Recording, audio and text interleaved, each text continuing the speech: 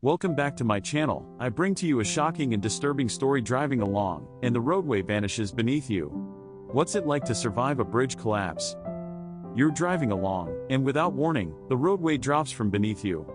There are a few seconds of falling, with thoughts possibly racing about family or loved ones, followed by a jarring impact, and most likely injury. Tuesday's collapse of the Francis Scott Key Bridge in Baltimore following a ship strike brought back jarring memories of their own ordeals to people who survived previous bridge collapses. There was definitely something wrong. Linda Paul, 72, survived a bridge collapse in Minneapolis on August 1, 2007. The Interstate 35 Watts bridge collapsed without warning into the Mississippi River in downtown Minneapolis during the evening rush hour.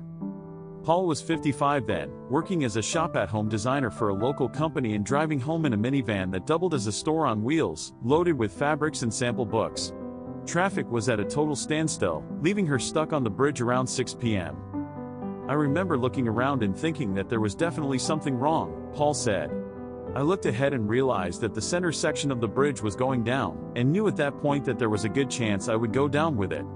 And that is exactly what happened." Police later told her that she plunged down a 50-foot slope as the concrete deck of the bridge collapsed. She was still inside the minivan as it fell onto wreckage on the riverbank. Chunks of concrete hit her, fracturing 5 of her vertebrae and crushing her left cheekbone, as the collapse killed 13 people and injured 145. It was kind of like jolty. Jessie Shelton, now a 35-year-old Broadway actor and voiceover artist in New York, was 18 when she survived the Minnesota bridge collapse. She had been driving from work to a production she was part of at Children's Theater in Minneapolis. "I started to slide backwards. And it was kind of like jolty," she said. "I felt like I was on some sort of amusement park ride.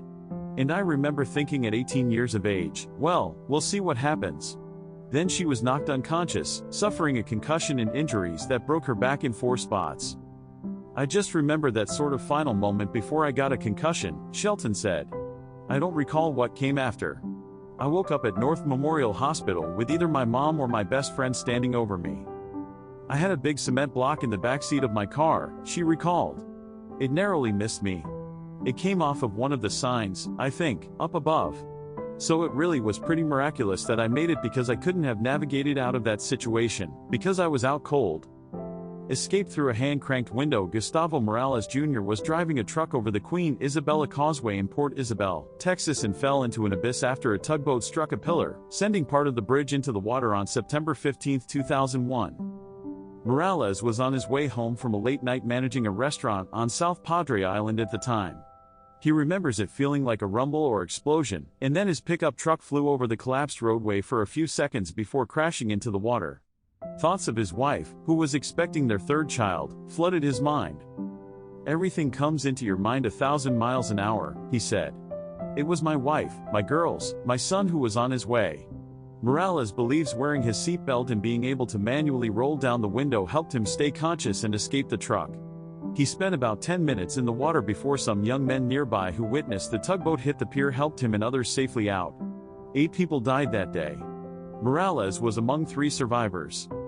Multiple surgeries and trauma. Garrett Ebling, another survivor of the 2007 Minnesota bridge collapse, was numb when he learned that 6 people who were on the bridge in Baltimore remained missing and were presumed dead.